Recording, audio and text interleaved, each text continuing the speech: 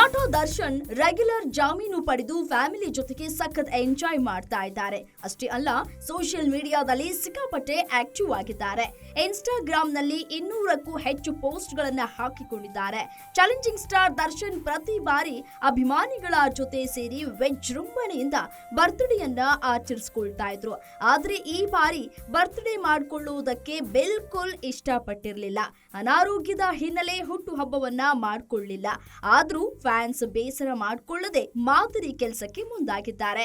ದರ್ಶನ್ ಹುಟ್ಟುಹಬ್ಬದ ಪ್ರಯುಕ್ತ ಅವಶ್ಯಕತೆ ಇರೋರಿಗೆ ಸಹಾಯ ಮಾಡಿದ್ದಾರೆ.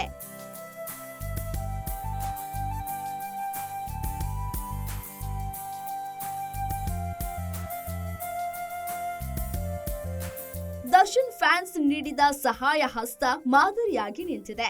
ಮನೆಗೆ ಬಂದು ಕೇಕ್ ಕತ್ತರಿಸಿ ಸಂಭ್ರಮಿಸೋ ಬದಲು ಫ್ಯಾನ್ಸ್ ಕಷ್ಟದಲ್ಲಿದ್ದವರಿಗೆ ಸಹಾಯ ಹಸ್ತ ಚಾಚಿದ್ದಾರೆ. ನೂರಾರು ಅನಾಥಾಶ್ರಮ, ವೃದ್ಧಾಶ್ರಮ, ಅಂಗನವಾಡಿ, ಸರ್ಕಾರಿ ಶಾಲೆಗೆ ಸಹಾಯ ಮಾಡಿದ್ದಾರೆ. ದರ್ಶನ್ ಬರ್ತ್ಡೇಯನ್ನ ಅಭಿಮಾನಿಗಳು ವಿಭಿನ್ನವಾಗಿ ಆಚರಿಸಿದ್ದಾರೆ. ಅಭಿಮಾನಿಗಳು ಮಾಡ್ತಿರೋ ಸಹಾಯವನ್ನ ದರ್ಶನ್ ಮೆರೆಸ್ತಾ ಇದ್ದಾರೆ.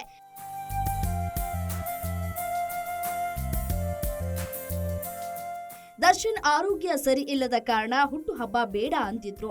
ಡಿ-ಬಾಸ್ ಆರೋಗ್ಯ ಸುಧಾರಿಸಲು ದೇವರ ಮೊರೆ ಹೋದವರು ಹಲವು ಫ್ಯಾನ್ಸ್ಗಳು. ಅಭಿಮಾನಿ ದೇವರುಗಳೇ ಅನ್ನೋ ಜನರಿಗೆ ದೇವರಾದ ಕತೆ ಇದು ಅಂತಾನೆ ಹೇಳಬಹುದು.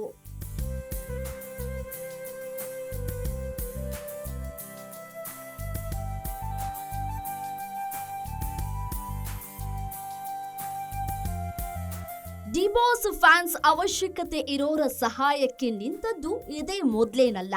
ಕೋವಿಡ್ಗೂ ಮುನ್ನ ಅಂದ್ರೆ 2018-19ರಲ್ಲಿ ದರ್ಶನ್ ಮಾದರಿ ನಡೆಯನ್ನ ಅನುಸರಿಸಿದ್ರು.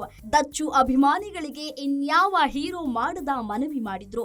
ಬರ್ತ್ಡೇಗೆ ಕೇಕ್, ಹೂವಿನ ಬೊಕ್ಕೆ ತರೋ ಬದಲು ಅಕ್ಕಿ, ದವಸ ತರೋಕೆ ಹೇಳಿದ್ರು. ದರ್ಶನ್ ಮಾತಿಗೆ ಬೆಲೆ ಕೊಟ್ಟ ಫ್ಯಾನ್ಸ್ ಲಾರಿಗಟ್ಲೆ ಶೇಖರಣೆಯಾಗಿತ್ತು ದವಸ. ಬಂದ ದವಸ ಧಾನ್ಯಗಳನ್ನ ರಾಜ್ಯದ ಮೂಲೆ ಮೂಲೆಗಳಿಗೆ ತಲುಪಿಸಿದ್ರು ದರ್ಶನ್.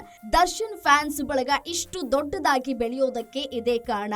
ದರ್ಶನ್ ಹೇಳದೆಯೇ ಹಸಿದವರ, ಬಯಸಿದವರ ಸಹಾಯಕ್ಕೆ ನಿಂತಿದ್ದ ಫ್ಯಾನ್ಸ್ ಅಭಿಮಾನಿಗಳ ಅಕ್ಕರೆ ಸಹಾಯ ಹಸ್ತಕ್ಕೆ ದರ್ಶನ್ ಥ್ಯಾಂಕ್ಸ್ ಹೇಳಿದ ವಿಧಾನ ವಿಭಿನ್ನವಾಗಿತ್ತು. ಬರ್ತ್ಡೇ ಸಂಭ್ರಮ ಮುಗಿದು 2 ದಿನಗಳ ಬಳಿಕ ನಟ ದರ್ಶನ್ ಸೋಷಿಯಲ್ ಮೀಡಿಯಾದಲ್ಲಿ ಪೋಸ್ಟ್ ಶೇರ್ ಮಾಡಿ ಅಭಿಮಾನಿಗಳ ಪ್ರೀತಿಗೆ ಧನ್ಯವಾದವನ್ನ ಹೇಳಿದ್ದಾರೆ. ನಿಮ್ಮ ಮನದಾಳದ ಪ್ರೀತಿಯ ಹಾರೈಕೆಗಳು ನನ್ನ ಮುಂದಿನ ಹೆಜ್ಜೆಗೆ ದಾರಿ ತೋರುವ ಬೆಳಕು ಅಂದ್ರೆ ಅತಿಶಯೋಕ್ತಿಯಲ್ಲ. ಆದಷ್ಟು ಬೇಗ ನಿಮ್ಮನ್ನ ಕಾಣುವ ಹಂಬಲ, ಕಾತುರ ನನ್ನಲ್ಲಿಯೂ ಇದೆ.